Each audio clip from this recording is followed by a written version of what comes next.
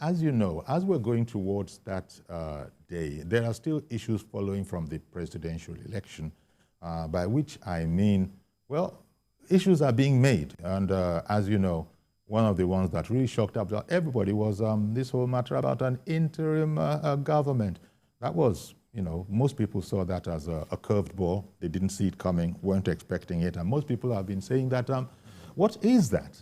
How does that come into the conversation at all? An election has been held, has been won, has been lost, and then some people are talking about an interim national government. Well, all the way over in the US, the Nigerian human rights community is also thriving, and we have Nosa Osaihu, who is a certified project manager. He's based in Houston, Texas, and he's our guest this morning. A fine morning to you, Mr. Nosa Osaihu. Thank you so much. It's a pleasure to join you this morning. Indeed, our pleasure. So tell me how it grabbed you, because well, in the West, you don't hear about those kind of things, but well, we're talking about your home here, Nigeria. Tell me how it first grabbed you when you heard that there were indeed people talking about a national government of national, you know. Well, in fact, it's a bit confusing. But that, you know, interim national government, interim in what manner? What do you think about it? Yeah, thank you so much for the question. Well, first and foremost, I would like to congratulate the Nigerian people for having held a very successful elections, notwithstanding some of the alleged irregularities. By and large, compared to the previous elections under the Fourth Republic, this was a successful and credible elections. And they should be proud of that. What we then need to do is to move forward and continue to build on the current achievements. With such assertions is really laughable. It is laughable and it's also annoying, given the history of this country. For a greater part of our years of existence as a country, we were under military dictatorship. And thank God the country successfully exited the military regime system, and we now have a thriving democracy. So for those who experienced the interim government after the aborted June 12 elections, they will be shocked that any Nigerian would even mute such an idea at times like this. Because in a democracy, you must be prepared to win and lose an election. If you don't believe, if you only believe that when you win is when there's a democracy, then you don't believe in the tenets of democracy, because it has two sides, winning and losing. So the idea of returning to an interim government, it is undemocratic, arrested and prosecuted to the fullest extent of the law. You know, we've seen all sorts of demonstrations, even over in your neck of the woods in the US. You have Nigerians, you know how it is. They're whipping up propaganda. Anybody can apply for a permit for, you know, a demonstration.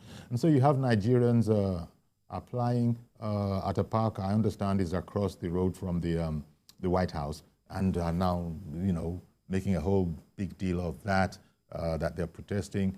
Meanwhile, the US government has nothing whatsoever to do with this, but it's not an unusual ploy by some of our compatriots in diaspora, and in particular in the US in this case. You must have heard about that, I'm sure. You must have heard about that particular incident. Yeah, thank you so much for that question. Yes, it is as easy as making yourself a breakfast to get a permit in the US to demonstrate.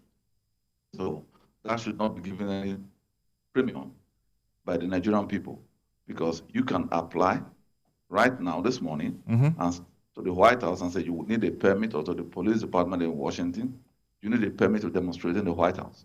They will give you the conditions, and once you meet those conditions, you can demonstrate for any reason under the sun. You could demonstrate that you want goats to be running around somewhere in sub-Saharan Africa, or that you want the sun not to shine tomorrow, for any reason. So that should not be given any priority or premium by our people. But I want to make one point here, which is that the current noise and decibel being raised about these elections in Nigeria, I believe, is premised on the preponderance of unsubstantiated video materials that were circulated on the internet and on WhatsApp pages. These unverified and unsubstantiated materials has inflamed the emotions of the Nigerian people, who already have had a crisis of confidence in the Nigerian political class. So when you now marry that with alleged video evidence showing improprieties and irregularities, any individual will be inflamed. And I wish to say this for the record. In the United States, in the last presidential elections, there are still people in this country who still believe, because they saw fake videos online, that the opposition party won the presidential elections. So Nigerians should stew over that for a second. Really? The current president, Joseph Biden, according to some in the opposition, Donald Trump won the elections. That's right. The elections were rigged in favor of the current president. Yeah. There is no evidence to substantiate that, but that belief does exist in this country. So Nigerians should be rest assured that if such a belief can happen here in the US, because of the preponderance of unsubstantiated video materials, then it is expected that in a country like ours that is still developing, that video information circulating could also alter the perception of the Nigerian people as to the credibility or veracity of our electoral process. But I think it also goes back, in addition to what you just said, to what you said at the beginning, which is that people are just being, not that you use the word, people are just being emotional about this. And if you're going to be a Democrat, then someone will win and someone will lose. Usually in an ideal case scenario, you have the loser congratulating the winner. That has not happened yet, but, okay, that's okay, it's their prerogative whether to be good sportsmen or not. But it is clear that APC, Asiwaju Bola Ahmed Tinubu, won that election, and he didn't win it by a thin slice. Yet people refuse, and then combine that with problems at home. The person who was third, who scored the third most, most votes, actually saying that he actually scored the most votes and that he was heading to court to, go and prove it. And then, as you said, it's quite messed up. Perhaps that's why at home here, people keep on keeping on the matter. Say no, because you throw enough mud, some of it will stick. You tell enough lies, some people will begin to believe that maybe. And so that's why it is felt that there's a reason to keep on with the facts of the case as we have them now. A legitimate body, INEC, rightly declared the winner, and then some people are going against that and they say they're going to court. And that's their prerogative. Please go to court. But in the meantime, don't continue to do those kind of things that sort of shake confidence in it. That's what we have on our hands right now. Yes, you're very correct. In fact, recently I penned an article in some of the Nigerian media houses, and I have the utmost respect for the Nigerian people. The Nigerian people are a decent people. Majority of our people are law-abiding. They love their country and they want their country to do well. And I could not be more proud of them.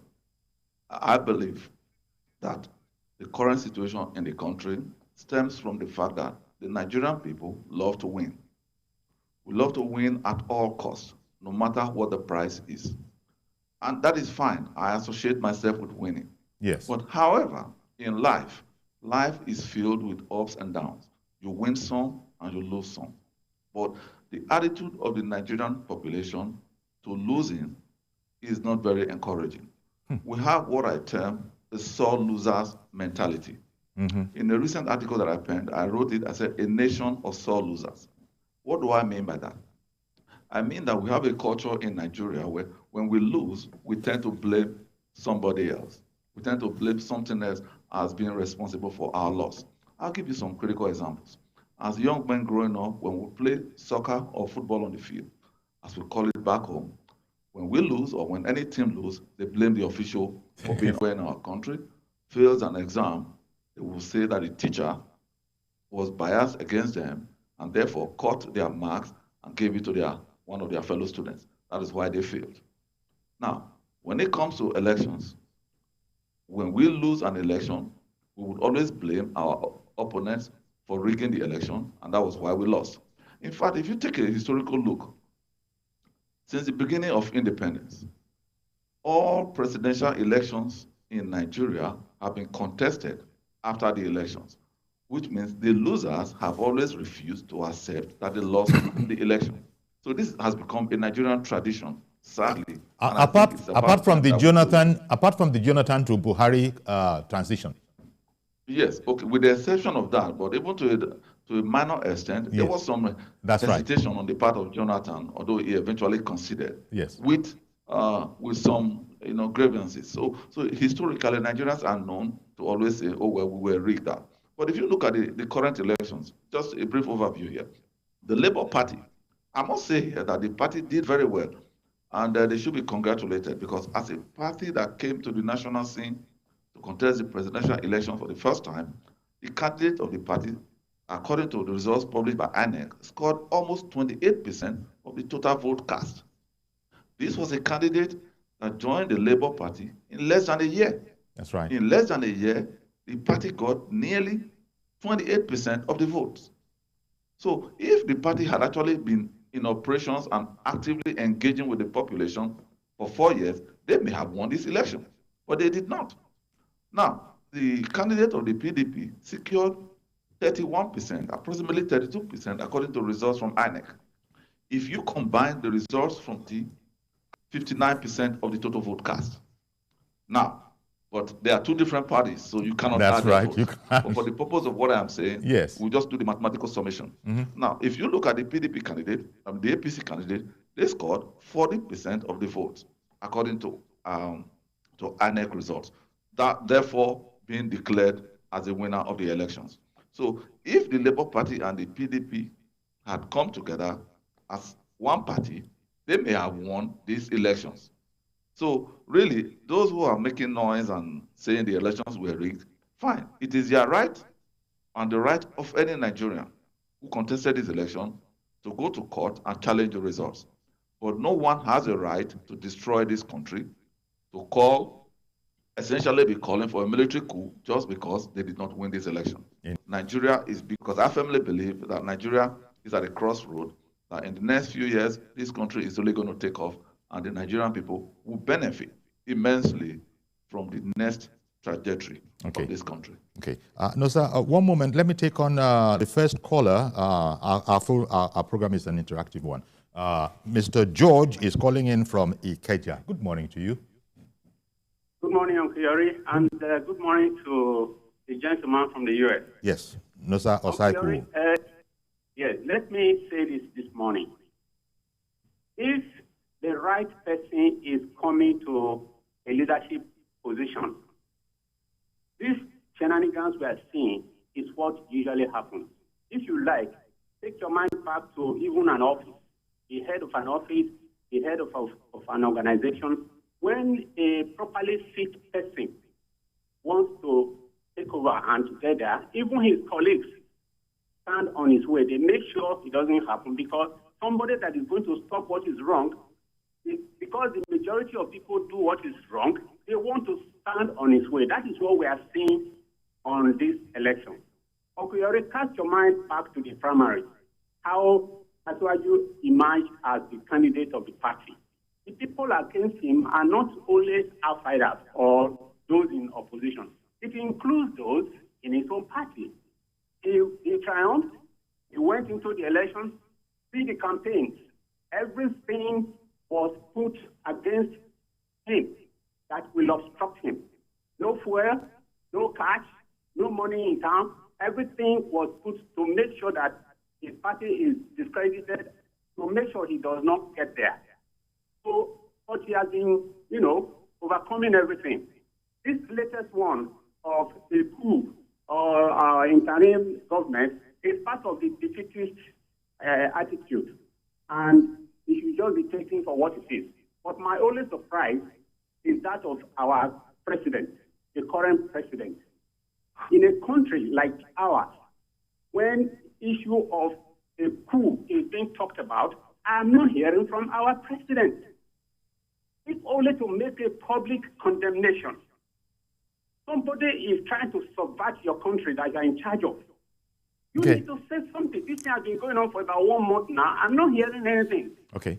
Uncle Yori, the only consolation I have is that let all the opponents wait.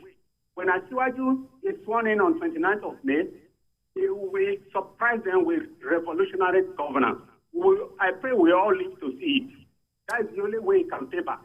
All right, good then. Morning. Thank you very much, and good morning to you. Saying that the president, he hadn't heard from the president, but we have heard from the DSS, and they are the people, who go about these things. I don't know what you think. Do you also think we needed to have heard from the president, or he needs to stay above the fray so far as, institutions are doing their work, and the DSS has warned all those behind these kind of activities to be very, very careful, lest the full weight of the law be visited upon them. Can you understand the restraint that's going on? Yes. Thank you very much. Again, let me just make some comments here. Every Nigerian must condemn this kind of talk about interim national government, because it is basically means that we're trying to abort democratic process. So there is no place for this. But I would like to say this as well, that the Nigerian military, today, we have a professional military organization. And I want to commend the men and women of the Nigerian Armed Forces for having done a very decent job, terrific job in maintaining the peace and tranquility in the country during these elections. And of course, the Nigerian police force, because the Nigerian police are always under attack for various shenanigans, corruptions, and things like that. But they did very well, because violence and other things were very minimal, during these elections. Again, the professionalism of the Nigerian military gives me confidence that any loose talk about coup d'etat or interim government is just hogwash. Indeed. It's not going to stick, and the Nigerian people will not stand for that. And the army knows that, and the army will not stand for that. The president does not need to say anything. There are adequate institutions that are meant to deal with this. The DSS will handle this, and of course, I will urge them, if they have people and credible information of people alleging or planning things like this, they should be arrested and prosecuted to the fullest extent of the law. Okay. Mr. Yakub in Dokwemu, good morning to you, sir.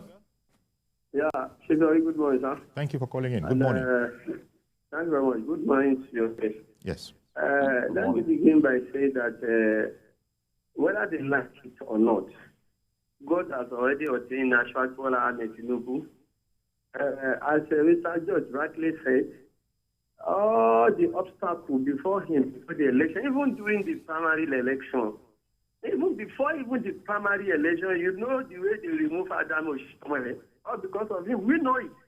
And then at the end of the day, they bring another chairman that time to cut the story short. Ashwat Bola Ahmed Tinubu won the election.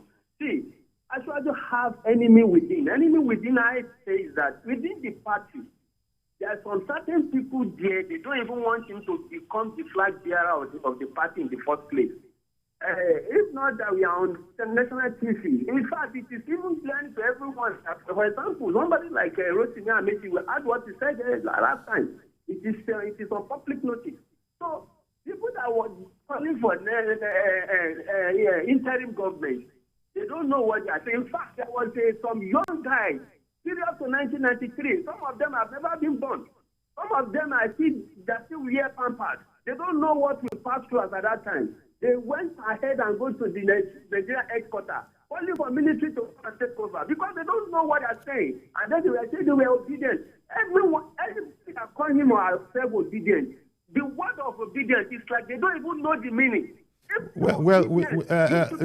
Yakub, the DSS was discreet in its reportage of that event. It didn't actually name any one group. See, Yori, I can tell you for free. Even the DSS does not say anything. We, that the support of Ashwat Bola Ahmed Tinubu and then support of APC in general, we know those people behind this thing. We are following them on social media. We know what they are saying. Okay, I hear you. But let's just stick with what we were given. I hear you, sir. God bless you, sir. Thank you very much. As you can see, Nosa, it's a very impassioned subject. People are outraged and, in fact, want to go beyond. We're being as cautious as we need to be in the interest of peace and harmony. If the DSS didn't name us any names, then we're not going to provide names, that kind of a thing. And we will, sort of interject if anybody seeks to import names. We don't know who they are. The DSS must know who they are. But, I mean, the military headquarters people, they decided not to mention. And I'm sure it was all about all of this. We have to heal after all said and done. And I suppose they're making the best way possible. I think, in the meantime, is it Ahmed or Mohammed? Mohammed in Abuja. Good morning to you, sir. Yeah, good morning. Good morning. Thank you for calling. Good morning. Yeah, thank you. I greet you, I guess, all the way from US. Yes, no, sir. Thank you. No, he's a Nigerian. Yes. And he needs to stand with Nigeria anytime, any day. Which is precisely what he's doing. Those in diaspora, they need to raise our voice. We in Nigeria, we depend on them. Let them raise our voice there, so that the white men, the Western world will know that what is happening here in Nigeria is real. Nobody is hampering on anybody. And in my own faith, we believe that Asuaju's name is written in Lawful Mahuz. You know, what we call Lawful Mahuz is in the heaven. Anybody that has to hold a position in the world, his name is there written. That is in my own faith. Okay. So we believe that Asuaju Bola Tinubu, all the intrigues, all the whatever that they did from primary, from whatever up to election. It didn't work. Secondary election, his name is there. That is why God has stand with him. And God is with him. He will be sworn in, and he will lead Nigeria to the promised land. Because I believe Asuaju Bola Tinubu will bring a change to Nigeria. Even those that are against him, I assure you, Uncle Yori, who are in this your program will talk about it again. Because Indeed. They will confess. They will say, if to say they know, they would have voted for him. Indeed. I'm sure they will talk good about him in not distant time. Because Asuaju Bola Tinubu will do better than all these people that ruled Nigeria before. Thank you, and have a nice celebration. Thank you very much, Mohammed, for calling in. Thank you. I like the enthusiasm of that caller, with relation to the president-elect. But I'll say this again, many Nigerians, are reacting based on emotions and videos that they are seeing. And I think that the media outlets like yours and other credible media in Nigeria need to really educate the Nigerian people not to believe any video content that they see. The existence of video, frankly speaking, does not in any way verify the authenticity or veracity of the contents. I have nearly 2 decades experience in information technology, and I know that any video can be created, manipulated to show opposite of what the reality was. So we must be careful, because many of these reactions and over-excitement or hyperbolic reactions in Nigeria today are premised on the existence of unsubstantiated or fake videos that are just being continuously churned out on the internet and WhatsApp pages. So the media houses must educate the people. Our law enforcement community as well must need to do more. Thank you for bringing up that point, because there are all sorts of media on, on social media especially, which, as you know, is largely unregulated. Not as much on the TV stations and the radio stations, not as much. And what this does go to show is that people will just do anything that they want. You've heard people call in and say that in spite of everything, including the kitchen sink being thrown at Bola Ahmed Tinubu from the very, very beginning, that is why the other guys seem to go, all churchy on us. He said it's divinely ordained. There's nobody that could have come through all of that and still have, achieved if somehow there wasn't some divine angle somewhere. He would have been finished long ago. And so a lot of people, but I take very importantly what you say, that in the US where you are at, and I used one of your usages there, where you're at. We don't usually speak like that, but US people do. So, you know, That's true. people will just believe a false narrative. We call them fifth columnists here. So maybe they're really thick over in the US and they persuaded themselves that anything but the actual truth is indeed the situation. Yes. But that is so correct. Conspiracy theory, okay? We have a lot of conspiracy theories here in the US. And I'm sorry to say that in Nigeria today, we are beginning to see a trace of that element in Nigeria. Mm-hmm. You know, a segment of our population now are buying into this conspiracy theory. Yeah. You know, you will see information being shared on WhatsApp pages that would really juggle the sane mind, because information that is being sent to you, these are unrealistic. You know, and I want to say this again, because fake news and adulterated video contents is a big threat to the national security of our country. In fact, I wrote an article recently on fake news and the danger it poses to our country. Because if we don't manage this crisis seriously, if we don't take it seriously and manage it effectively, Nigeria may pay a very serious price for this. I'll give you an example. Just imagine, for instance, people would send video content showing a particular group of people from a section of the country have been slaughtered. This is a fake information, and it circulates online. And then there's a reaction somewhere to counter that alleged video content, only to find out 48 hours later that it was fake. It was fake. I mean, these are possibilities, and Nigerians better guard to this. So any video you see online, my principle is this: any video that I see online or WhatsApp, I assume it to be fake until I can verify the authenticity. Well, that's very good advice. I want to thank you very much, Nosa Osaihu, based in Houston, Texas, a member of the Nigerian human rights community over in the US there. Thank you very much for your time this morning. Thank you, sir. It's been a pleasure. Thank you so much. I wish you and Nigerians the very best. Thank you. Thank you. And we wish you the same. Okay, so we'll take a break now. That was the first half of the program. Coming up, we'll look into the Delta governorship contest, sort of revisiting APC's performance there. As you know, there's the whole, if you look at the INEC results, 25 local governments there, and the winner of that particular to be the candidate of the PDP, who won 21 out of 25, and then the APC candidate, Omar Gege, winning just the 4. We'll look at that right after this.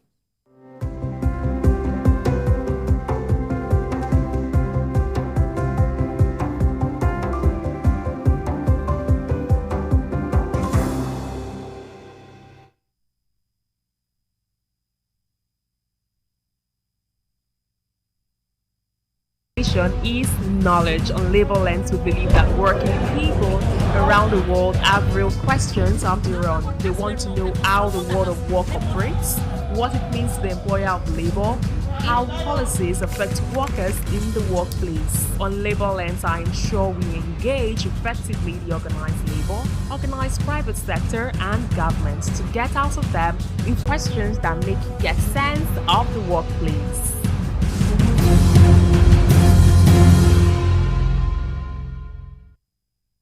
So, all in favor say aye. Those against no, the ayes have it. What do you know about the legislature, its role in governance, and as one of the 3 arms of government? Lagos Parliament is here to bring it to you as it is.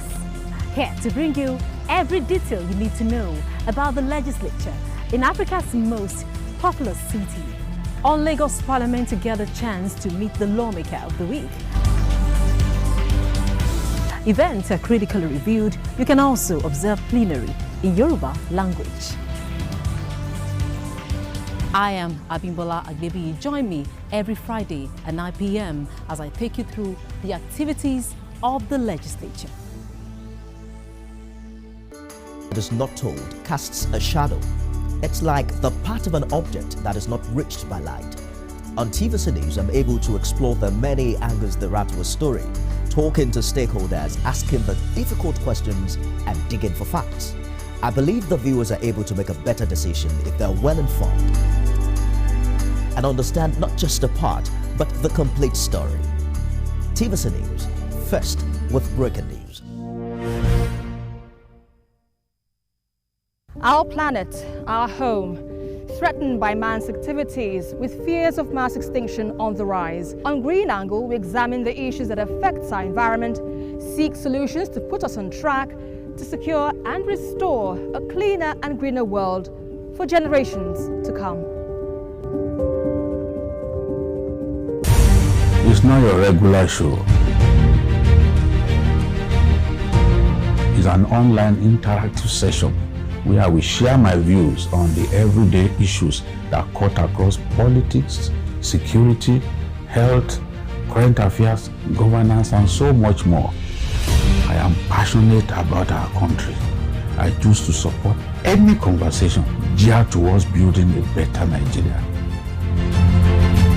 I am Babajide Kolaji Otitoju. Join me every Saturday on TVC News YouTube channel as I discuss Nigeria and the world at large on the show, Issues with Jide.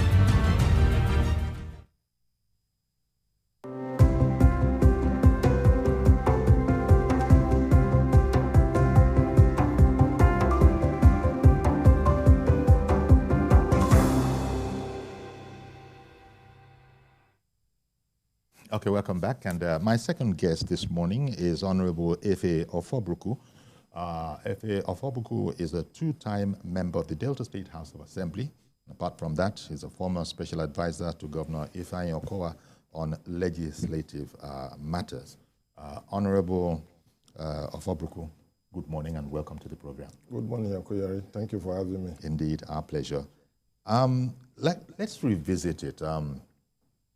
It was, how does one put it, a decisive victory for the candidate of the PDP, because I say that simply because, as I was saying earlier, 25 local governments, if you manage to clear 21 out of the 25, that seemed to be a decisive victory. So from your point of view, that is the point of view of your party, what went wrong? Okay, so let me start by saying that it was a case of the more you look, the less you see. Because while talking about APC having 4 local governments, winning only 4. Yes, winning, in quote, 4 local governments during the elections, we also have a situation where we have 7 duly elected members of the House of Assembly. And these 7 members of the House of Assembly were elected from local governments. So you want to ask yourself, the 2 elections took place the same day. Voters were issued 2 ballot papers. I do not believe that the electorate are sophisticated as the results seem to want to portend. So, because wait a minute, let me understand that sort of problem. There were 4 local, they said we want 4 local governments, yet we have 7 elected House of Assembly members elect on the platform of APC. How is that explained? That is something we expect INEC and the Delta State PDP to explain, because some of these elected members to the House of Assembly represent individual local governments. The 2 elections took place the same day. The voters were issued with 2 ballot papers on that day. So the point really is, somewhere along the line, some of us actually raised these concerns, but just like the Bible will say, and it came to pass. It came to pass that we had some Jonas in our boat during the elections. So those Jonas, the likes of Dr. Cairo Ojugbo and a few others, I mentioned their names in the course of the program, were aboard our boat.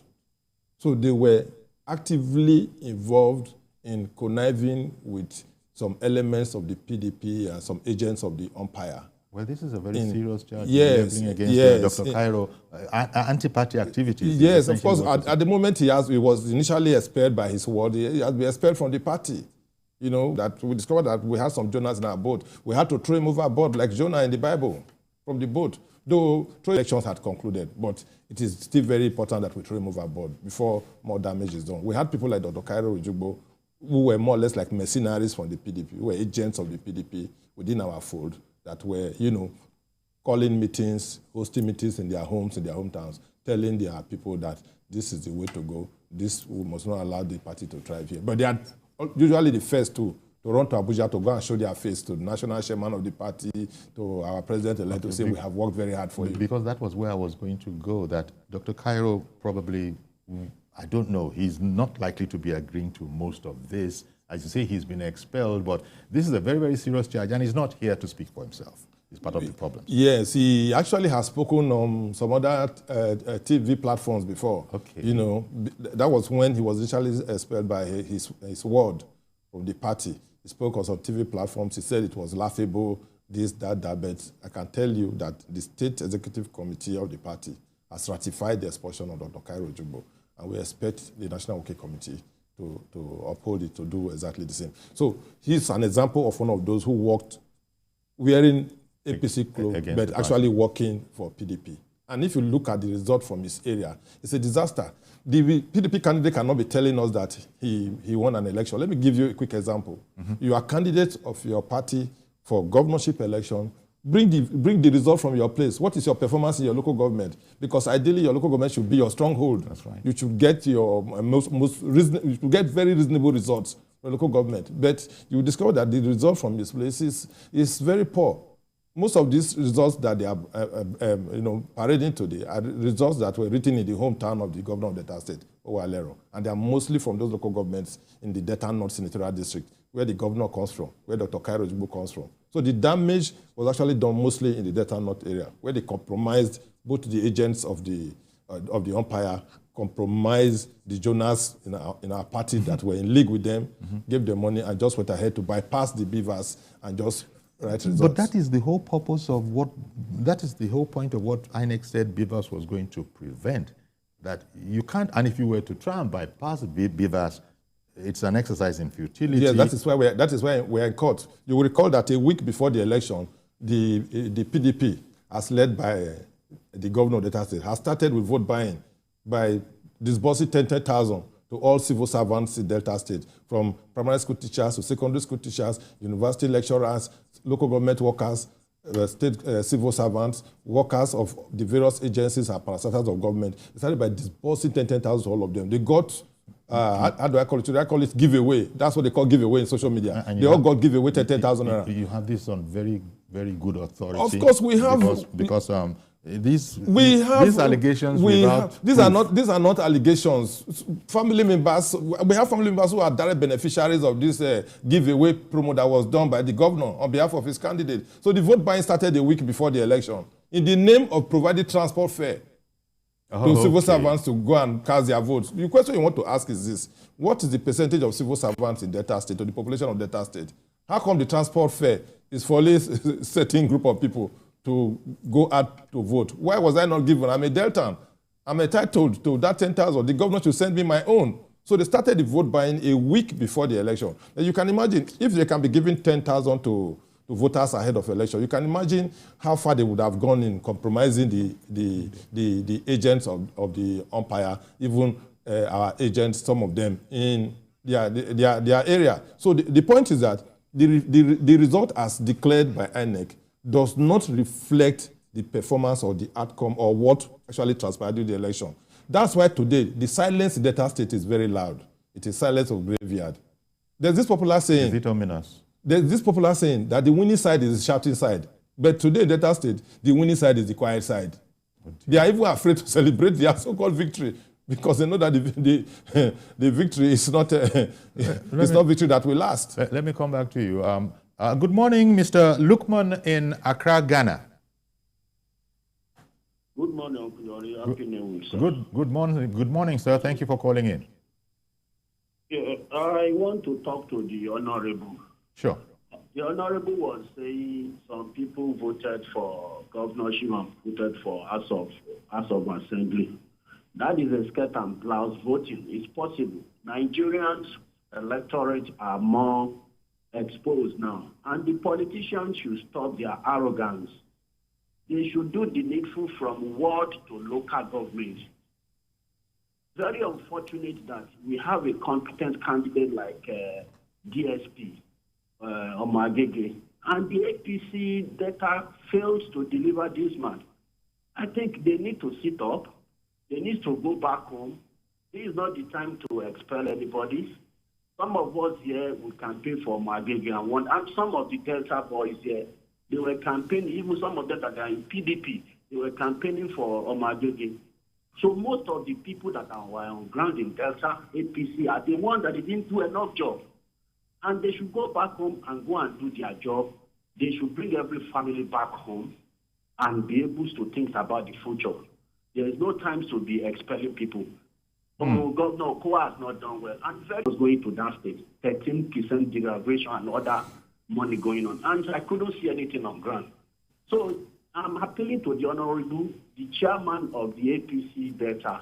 They should all come back and build the party and focus and be able to take back that state for the benefit of the Delta people. Okay. Thank you. Thank you very much for calling in. But as we speak, you're in court, you said. Yes. You know, what is the plea? What is the plea that you have in court? Okay, before I will go into that, let me quickly address some of the issues raised. Sure. In counting down to the elections, since last year, there has been massive exodus of people from the PDP into the APC. Since the emergence of the PDP candidate, the governorship election, people started leaving the party because the majority of the people in Delta State had no faith in the candidate as well as the person who is his promoter, as the governor of Delta State. Having seen 8 years of the Okowa administration, a lot of Deltans believe that you cannot have a third term by proxy by bringing this person. So a lot of people started leaving the PDP to the APC. Which should have weakened his hand. Of course, it actually weakened his hand. Then 2 weeks before the elections, there were lots of resignation. Government appointees, elected councillors, 7 councillors were resigning. Even chairmen of councils, some of them were bold enough to tell him that, no, we do not believe in this your candidate. We are not going to work for this your candidate. So the point is, it is not true that we have not worked enough. For the first time, first of all, let's look at the history of the APC Delta State. Okay. In 2019, the best deal the APC got was DSP of Yomagege as a senator, 2 House of Assembly members, 1 House of Rep. That was the 2 in our kitty. Okay. If not for some setbacks, some judicial setbacks, we'd have been talking about 3/3 for the Senate. We have House of Rep members elect. We have 7 House of Assembly members.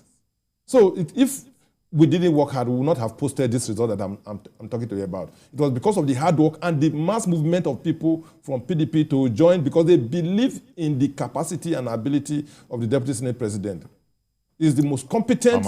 Yes, he's the most competent of all of those that have shown interest in the governorship. So as the people, we decided that this is the right man to give the job. We must support him. So we worked really very hard. In fact, he took the campaign from ward to ward across the 3 senatorial districts. I was part of the campaign most of the time. I focused on various stakeholders. He met with all of them, civil servants.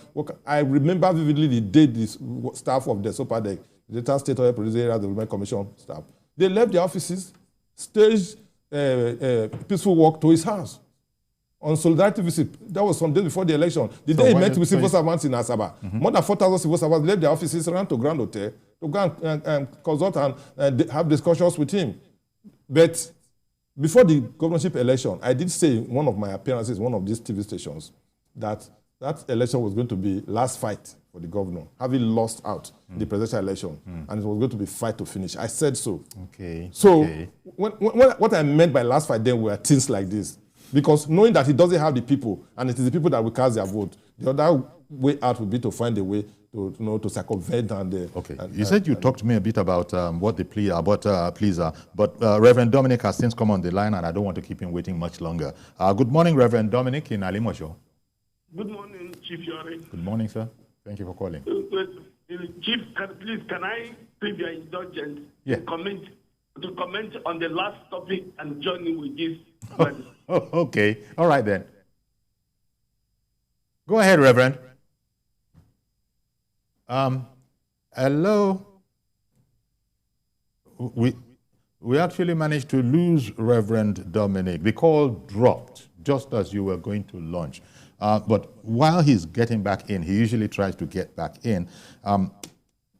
So the plea in the circumstances, in the circumstance in court, would be what? We are saying we won. Declare us winners. Separate the chaff from the wheat. Okay. Let us juxtapose what the content of the beavers is with what they wrote and declared. And once that is done, how do you explain it? You said the man won only 4 local governments, yet he got 240,000 votes.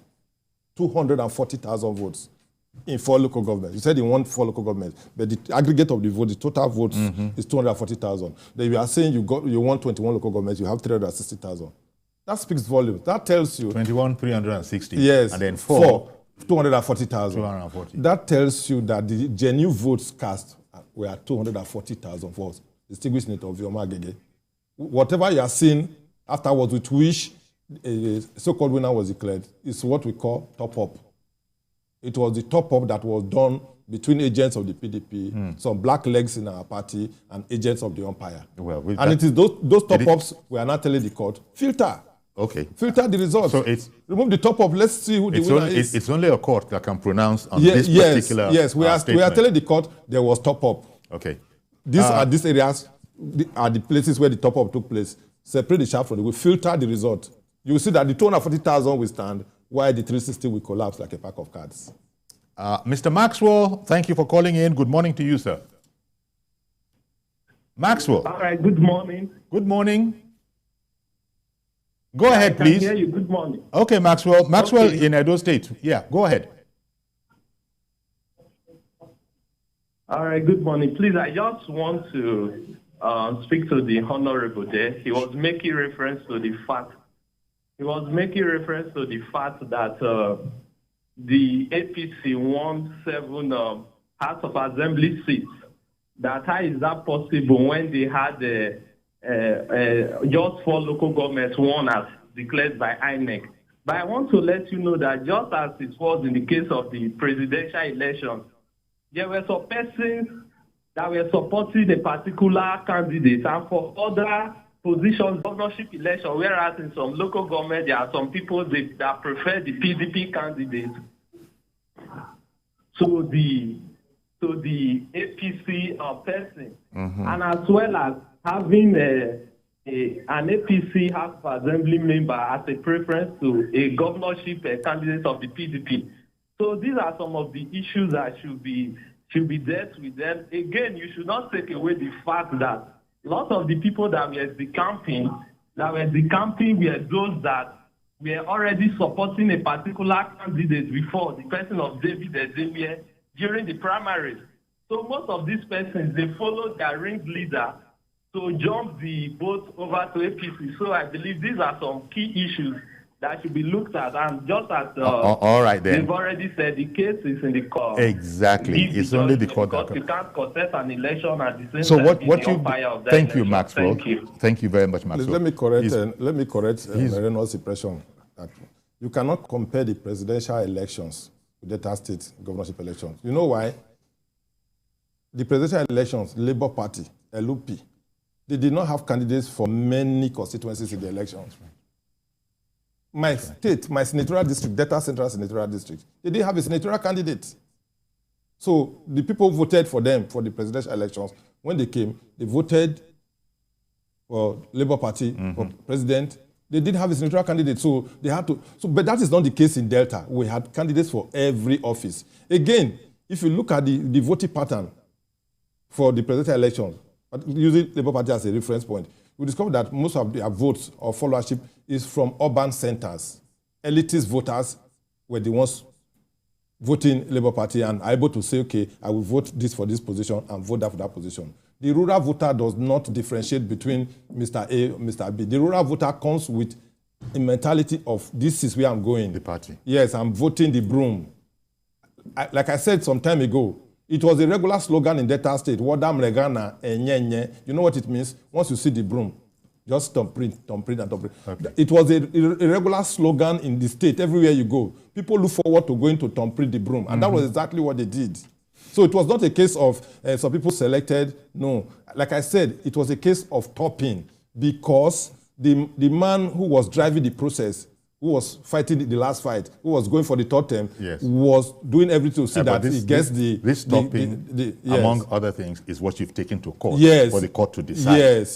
So that's the allegation. Let me use a simple. Because we've almost run out of time. Yes, let me use a simple analogy. It's like a woman. I'm sorry to say, with respect to the women folk, like a woman wearing wig. We are saying this result has wig on it.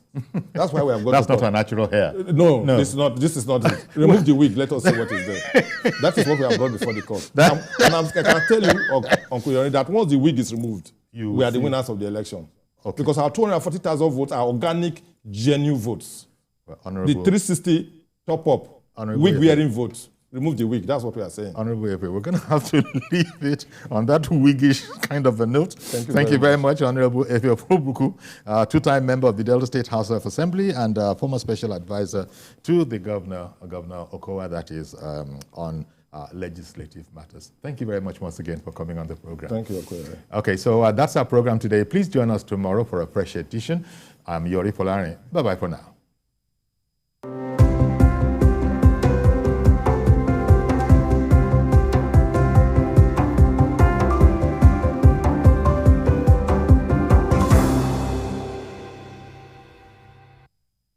Mommy, it is time for us to leave this place. One of your earrings is missing. No one will find it. I'm not willing to take that chance. I have a big plan, Mommy. What do you want? I want a senior position at the bank. If anything happens to me, go through the content of this envelope and check every single thing. It's done. No one will ever find out the truth.